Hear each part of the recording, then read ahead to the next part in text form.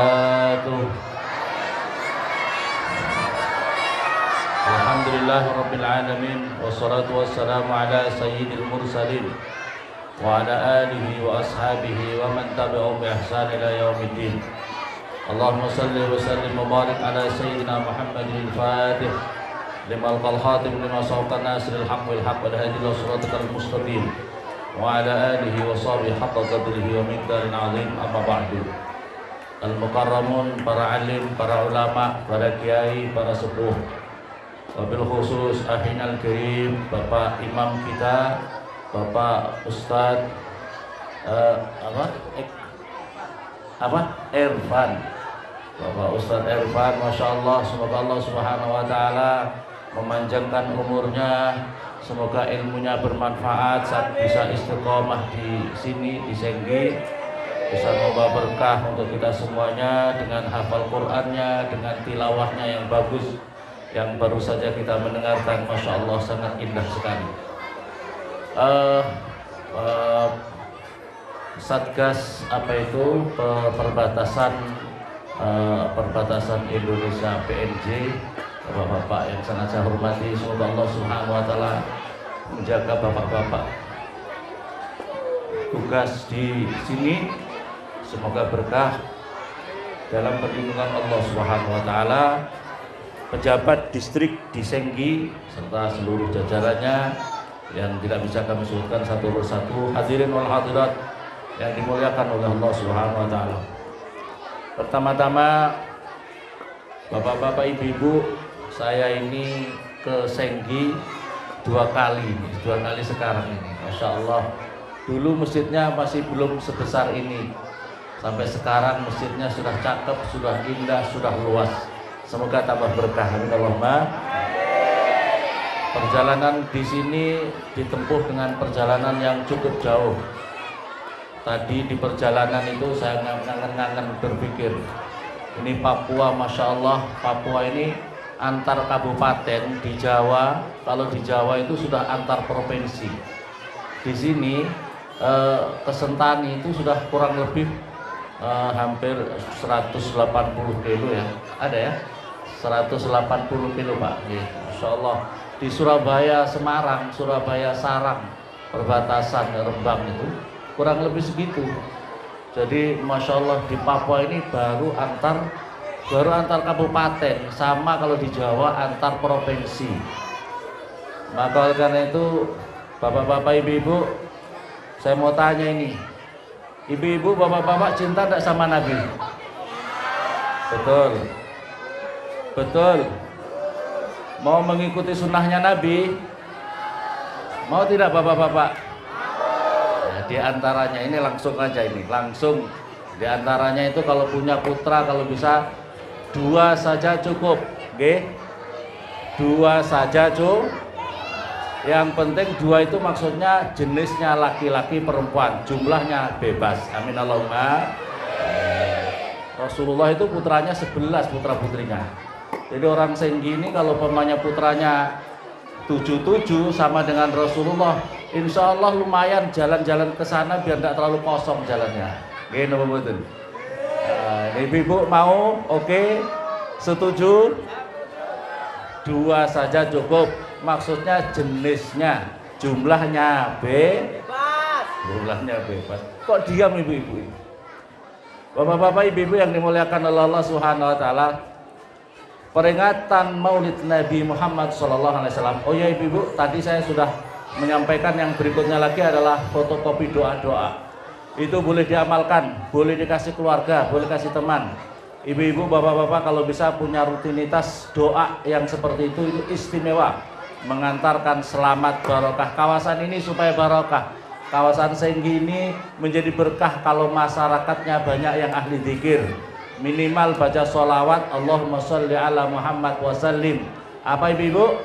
Allahumma sholli ala Muhammad wa sallim. Ini minimal 113 kali dalam sehari semalam. Diamalkan, dan doa-doa yang ada di situ diamalkan, seperti sholat qobliyah subuh. Ibu-ibu, itu adalah untuk rezekinya supaya dilancarkan oleh Allah Subhanahu Wa Taala. Habis itu baca subhanallah wa bihamdi subhanallahil azim, astagfirullah. dibaca 100 kali. Bapak-bapak, ibu-ibu yang dimuliakan oleh Allah Subhanahu wa taala, peringatan Maulid Nabi Muhammad SAW. Tadi saya mendengar ngobrol-ngobrol dengan Pak Ustadz Irfan di kediaman tadi beliau. Ini saya ini juga ahli bid'ah kata beliau. Nah, kata Pak Imam, kata saya ini ahli bid'ah. Bapak-bapak, ibu-ibu, adik-adik jangan rame ya. Bapak-bapak, ibu-ibu yang dimuliakan oleh Allah Subhanahu wa taala, memang ada hadis Nabi. Ada hadis Nabi, kullu bid'atin dolalah wa kullu dolalatin finnar. Bapak-bapak, ibu-ibu. Jadi kullu bid'atin. Kullun ini kalau diartikan tiap-tiap. Kullu bid'atin kalau diartikan tiap-tiap bid'ah itu sesat dan tiap-tiap sesat masuk neraka. Maka kita semuanya masuk dalam kategori bid'ah itu.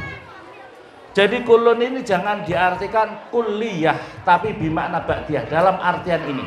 Dalam arti kullu bid'atin. Saya ingin menyampaikan sedikit tentang ini Bapak-bapak Ibu, karena banyak orang kadang-kadang ada yang bicara tentang bid'ah. Kulun ini kalau bimakna keseluruhan, apa itu yang dinamakan bid'ah? Yang dinamakan bid'ah itu adalah setiap amalan ibadah yang tidak pernah dilakukan oleh Rasul. Ibu-ibu, bapak-bapak, setiap amalan ibadah yang tidak pernah dilakukan Rasulullah. Bapak-bapak, ibu, bimakna kulli amalan Rasulullah.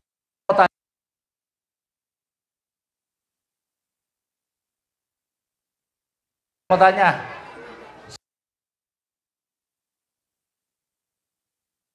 saya mau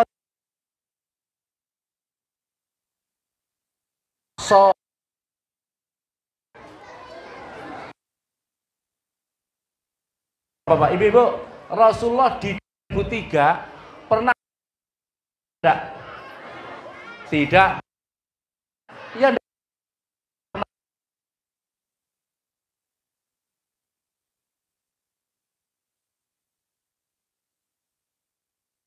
karena Rasulullah tidak pernah sholat di masjid Senggi. Betul apa betul?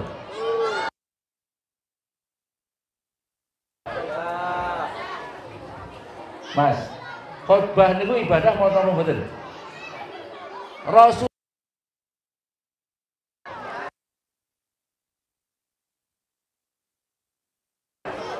Rasulullah pernah khotbah di tahun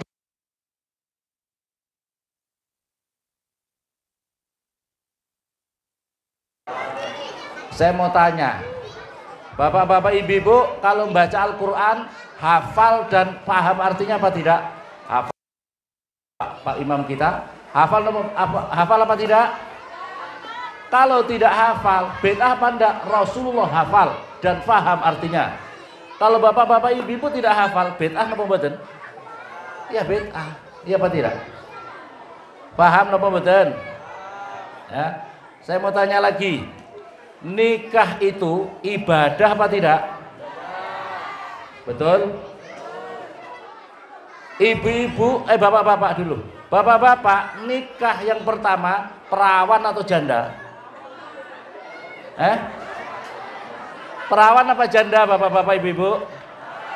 Kalau perawan, bid'ah. Rasulullah nikah pertama janda atau perawan?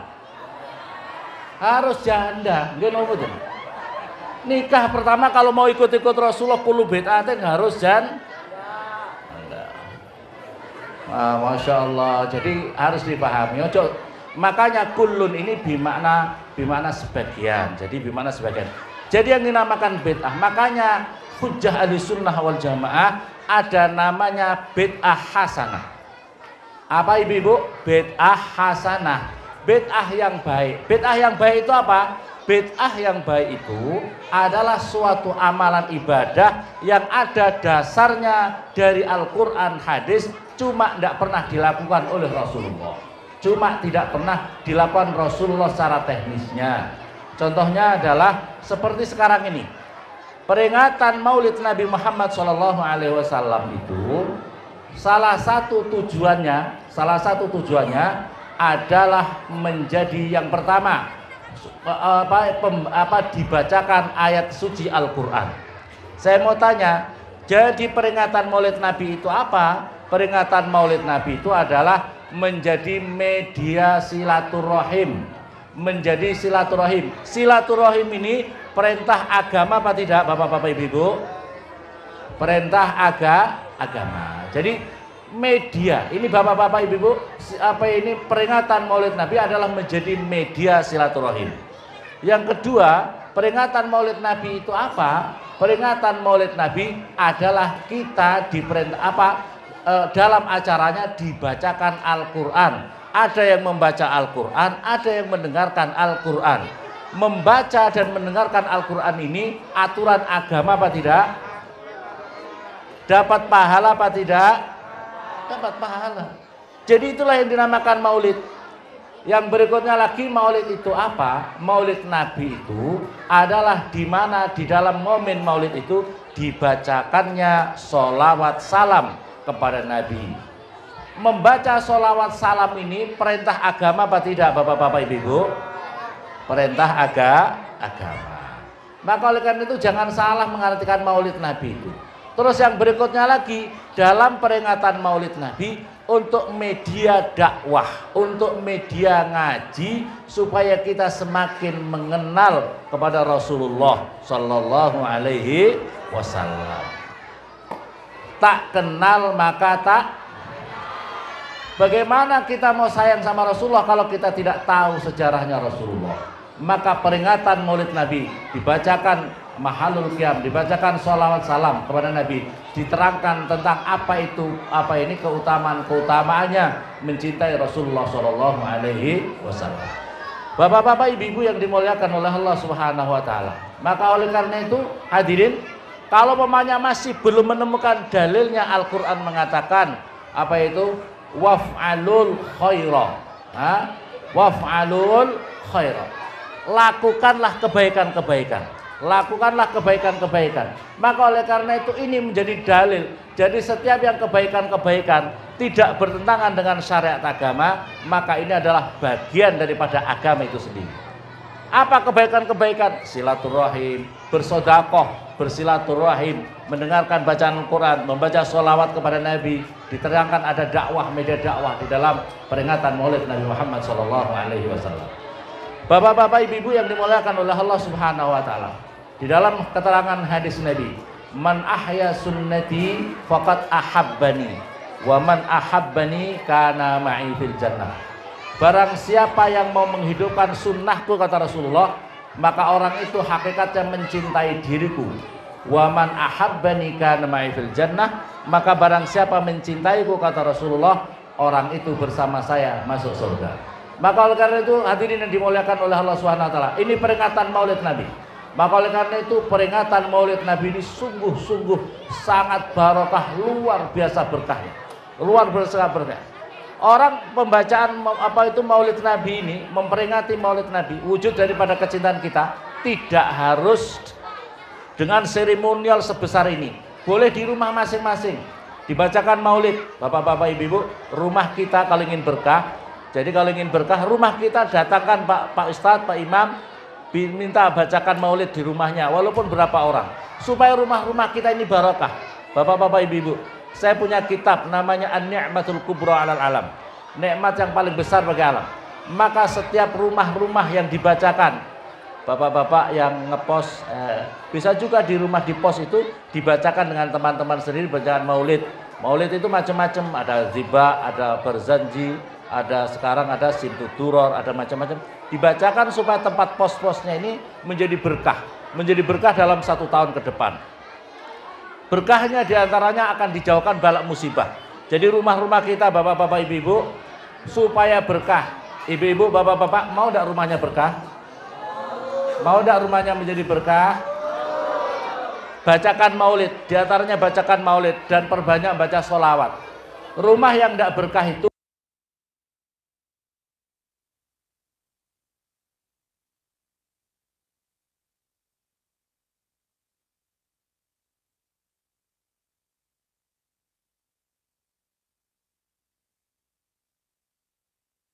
Apalagi yang di rumahnya masih jarang-jarang sholat, sholatnya masih bolong-bolong,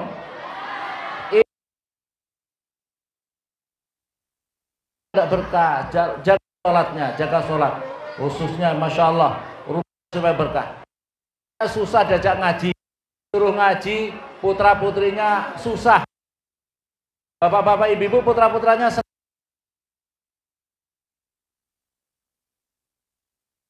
alhamdulillah ada.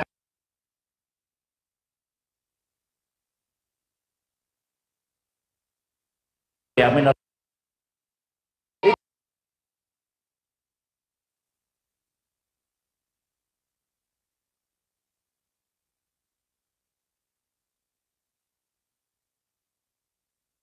yang dipikirin HP, nah, Al-Quran tidak tahu kemana, baca atau tidak, ya itu namanya tidak berkah rumahnya. Makanya oleh karena itu supaya berkah, ayo baca sholawat, tuntutan kita kepada Rasulullah SAW.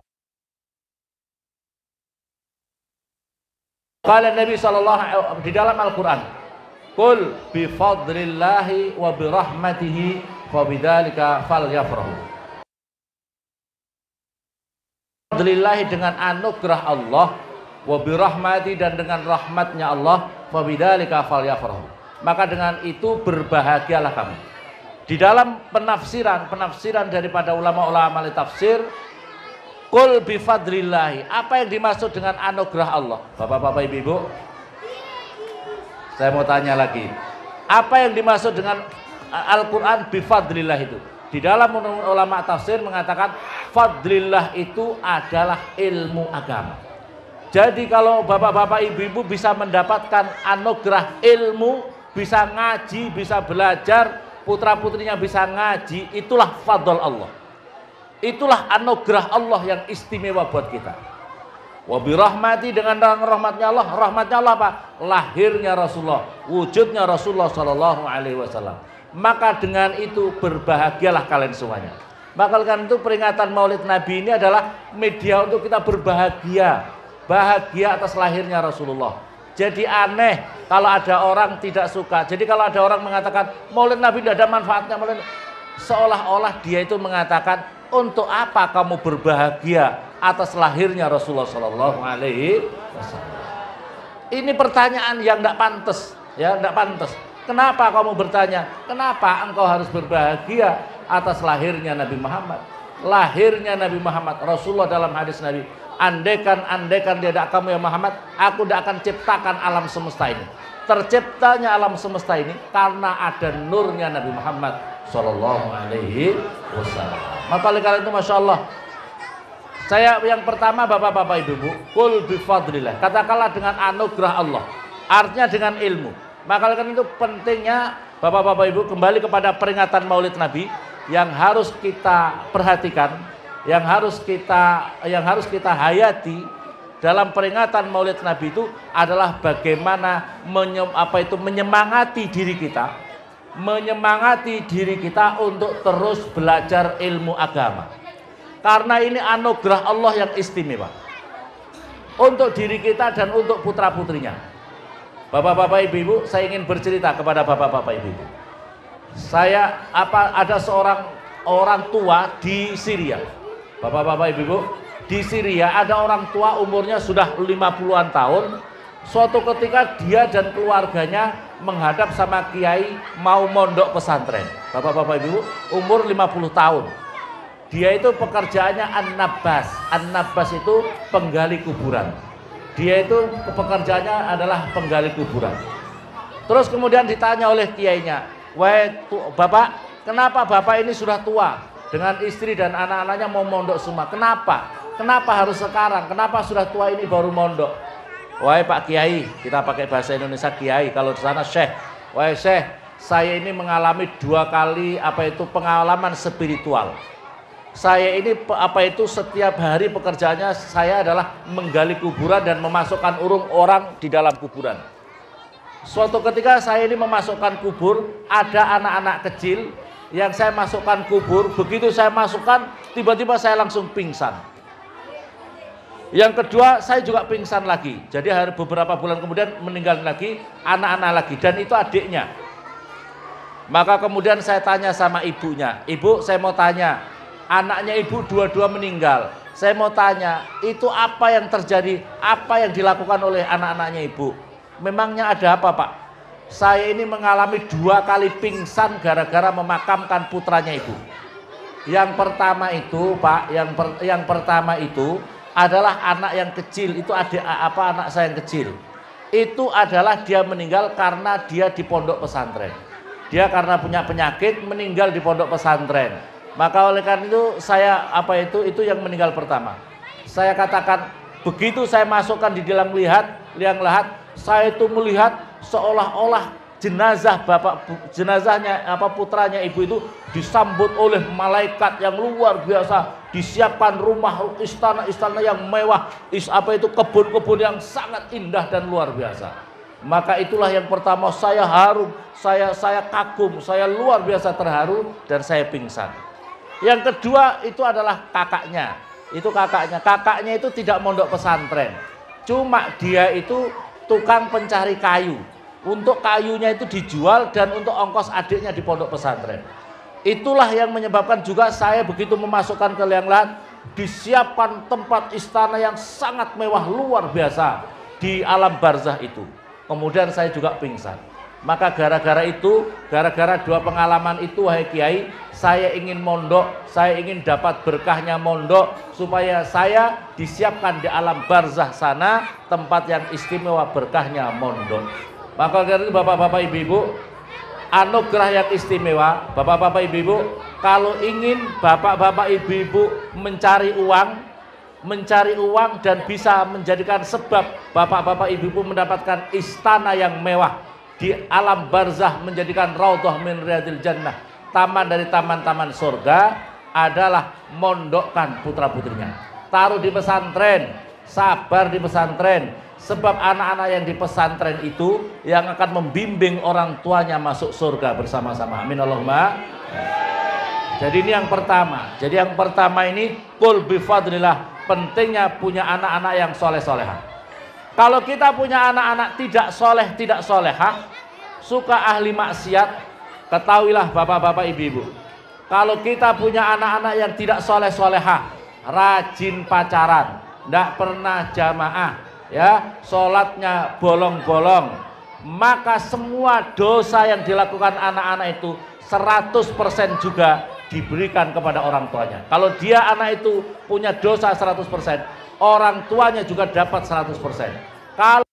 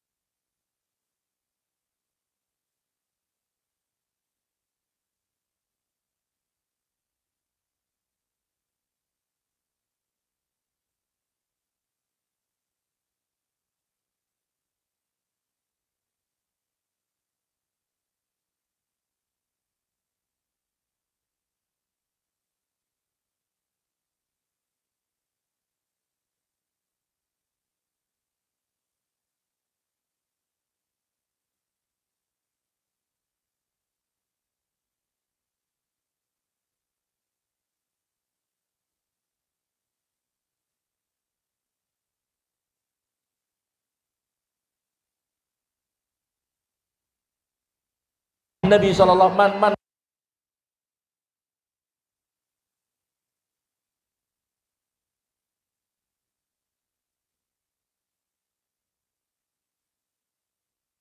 ini di madari susul. Maka diantaranya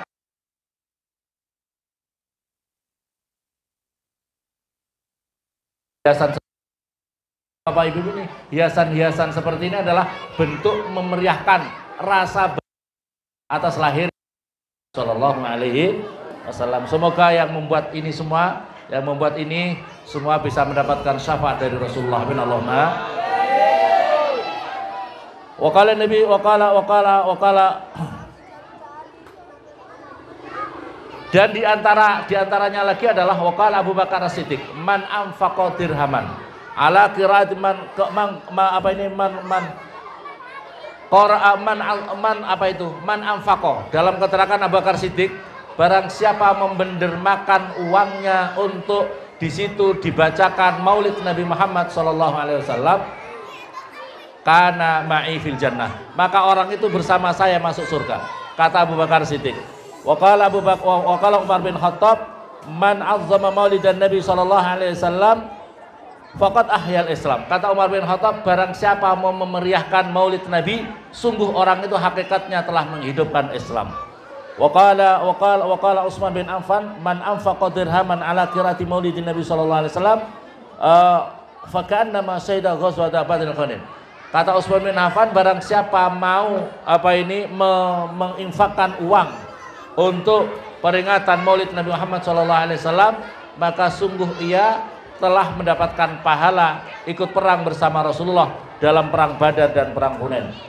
Wa qala Ali karramallahu wajhah, man anfaqa dirhaman man azzama Maulidan Nabi SAW wa kana saban liqraati la yakhruju minad dunya ila iman. Kata Imam Ali, barang siapa memeriahkan peringatan Maulid Nabi, maka menjadikan sebab orang itu tidak akan keluar dari dunia kecuali tanpa membawa iman, kecuali dirinya membawa iman. Jadi antara hikmahnya, bapak-bapak, ibu-ibu, supaya kita ini insya Allah akan tetap mati dalam keadaan husnul khotimah, adalah kita harus suka memperingati Maulid Nabi Muhammad SAW. Jadi kalau bisa tidak hanya di masjid saja, di rumah-rumah peringati Maulid Nabi ya, di rumah-rumah peringati Maulid Nabi. Kalau pamannya enggak, bisa bikin aja di rumah, pamannya bapak-bapak ibu bersedekah, potong ayam, pamannya tadi saya ini dipotongkan rusa. Oh, masya Allah, enak, alhamdulillah ibu-ibu yang masakan masakan tadi, masya Allah, terima kasih.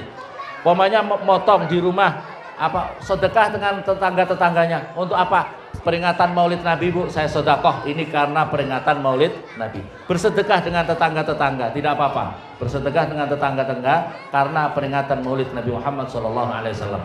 Karena dengan ini orang itu tidak akan keluar dari dunia kecuali dengan membawa iman. Bapak-bapak, ibu-ibu yang paling terkenal tidak hanya orang Muslim. Di dalam sebuah syair, bapak-bapak, ibu-ibu yang dimuliakan oleh Allah Subhanahu Wa Taala,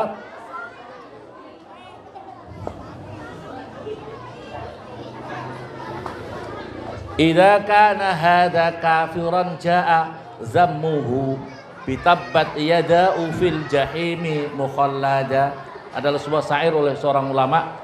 Kalau saja idza kana, ketika ada hadza kana kafiran, ada orang kafir, orang yang tidak beriman. Orang yang tidak beriman saja yang jaa zammuhu, yang datang celaannya di dalam Al-Qur'an, yaitu tabbat yada abi lahabi wa tabb ma aghna anhu maluhu wa ma kasab sayasla naran zata lahabi wa imratuhu hammalatal hatab fi jidha hablum min masad.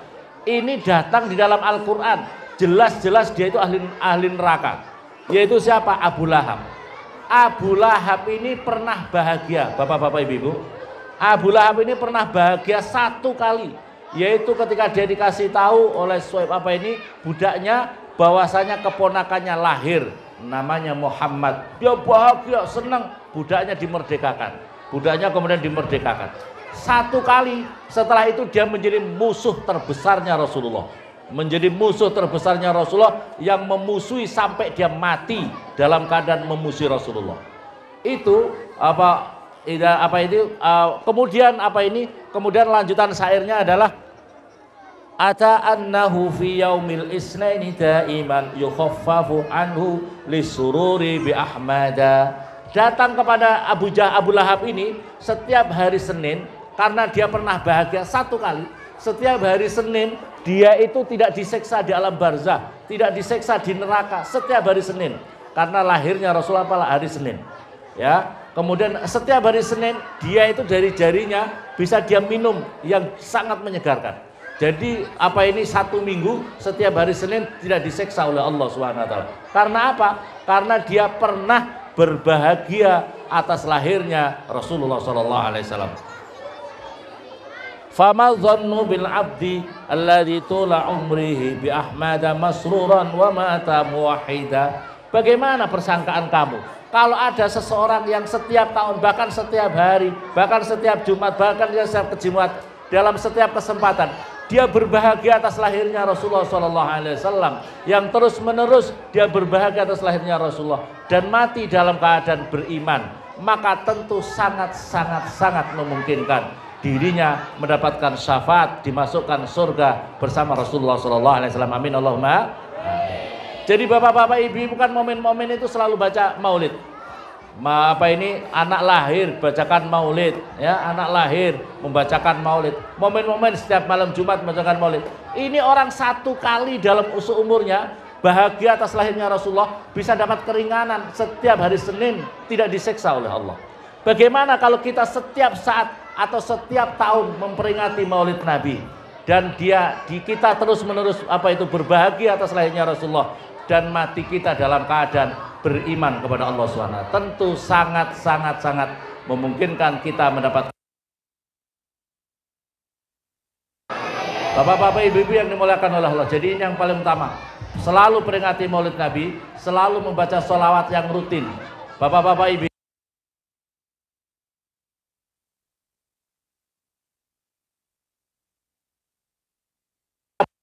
atau punya semangat motivasi untuk selalu menjadikan Rasulullah suri toladan dalam kehidupan dan selalu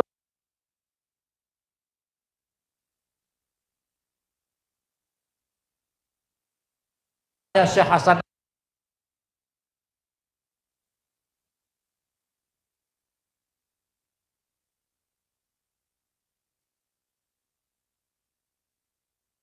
kakinya baca sholawat. Dalam tawaf kok gak ada yang lain-lain, yang kau baca kok sholawat terus. Memangnya ada apa pemuda?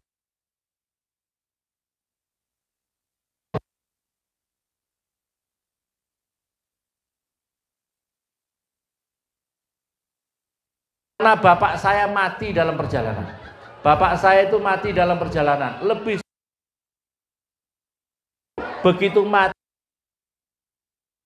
oleh Allah seperti B2 itu bukan seperti B2. Maka kemudian Fatimah. Kemudian saya bermunajat saya kecapean, tiba-tiba datang seseorang yang sangat tampan, sangat bercahaya. Langsung dia berdoa mengusap kepada wajah bapak saya. Dalam mimpi saya langsung berubah. Dan setelah saya bangun memang sudah berubah seperti sedia kala. Maka dalam mimpi itu saya rangkul Rasulullah itu. Siapa anda ini? Siapa anda ini Tuhan? Aku adalah putra Abdullah sahibul Quran. Oh berarti Rasulullah, ya Rasulullah, terima kasih ya Rasulullah. Kenapa bapakku seperti ini ya Rasulullah? Kenapa bapakku seperti ini ya Rasulullah? Jawabnya Rasulullah SAW, bapakmu ini sudah tua tapi masih suka melakukan dosa-dosa. Bapak-bapak, ibu-ibu, jadi yang dinamakan orang itu menjelang tua itu adalah kalau umur 40 ke atas itu sudah mulai tua. Jadi kalau orang mulai tua kok masih suka maksiat, hati-hati. Kok tidak bertobat, hati-hati. Bapak-bapak, ibu-ibu, sudah ada yang umur 40 tidak ke atas tuh.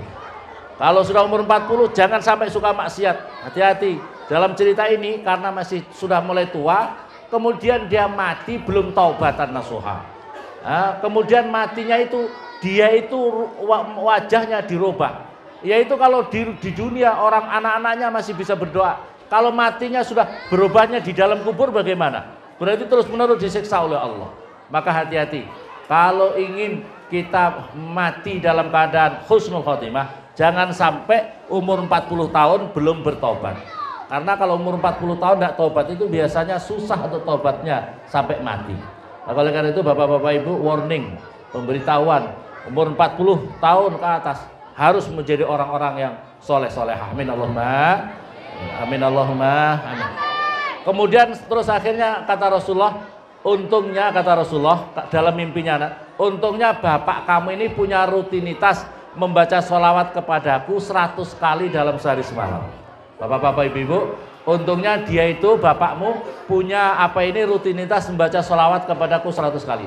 Dalam hadis Nabi, barang siapa punya rutinitas membaca sholawat kepada Nabi 100 kali, kata Rasulullah, wajabat syafaati. Wajib orang itu dapat syafaatku, kata Rasulullah SAW. Jadi wajib orang yang baca sholawat kepada Rasulullah setiap hari 100 kali, wajib dapat syafaatnya. Ini bukan yang kata kiai, bukan yang kata siapa-siapa. Yang berkata adalah Rasulullah SAW. Jadi bapak-bapak ibu-ibu, kalau kita ingin mendapatkan jaminan dapat syafaatnya Rasulullah, minimal baca sholawat 100 kali.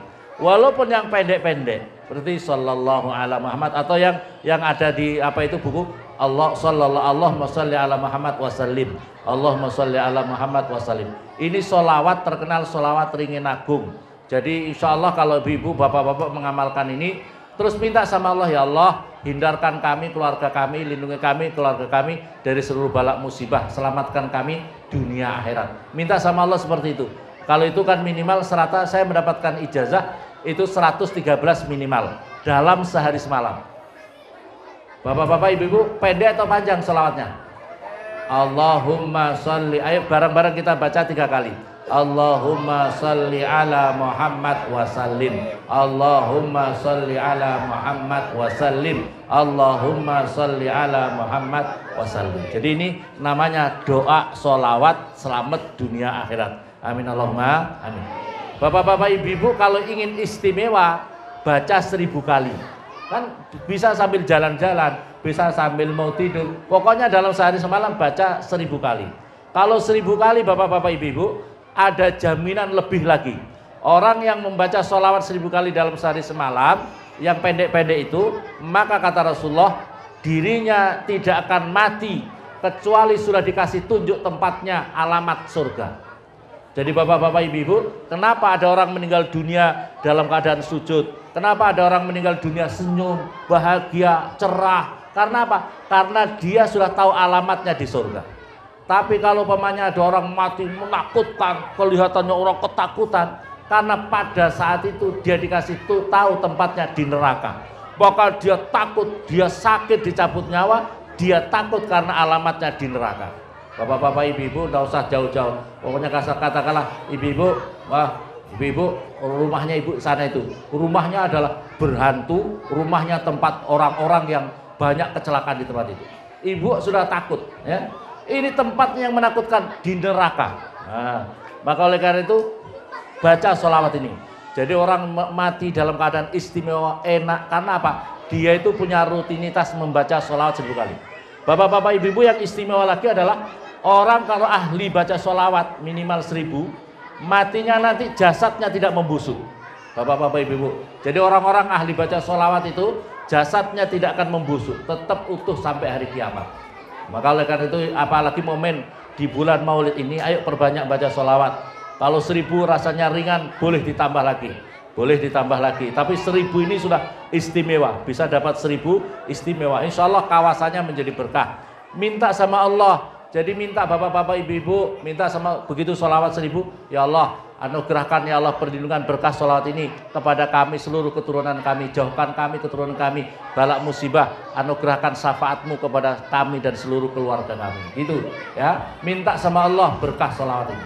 Bapak-bapak ibu-ibu yang dimuliakan oleh Allah Subhanahu wa taala, ini mungkin barangkali yang saya sampaikan tentang peringatan Maulid Nabi Muhammad SAW.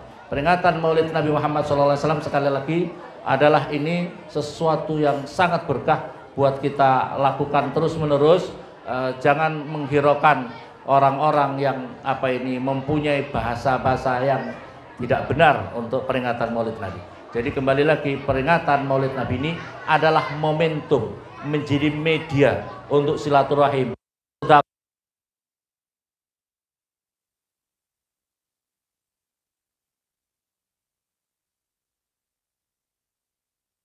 Siapapun juga.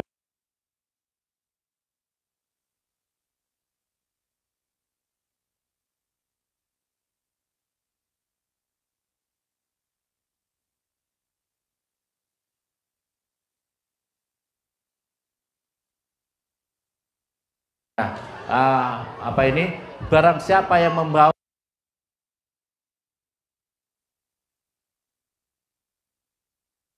Apa ibu di dompet bapak-bapak ibu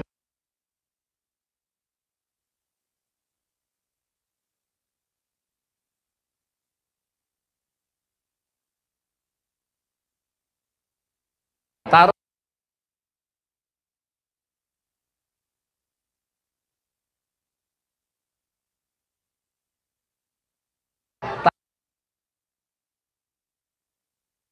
Allahumma.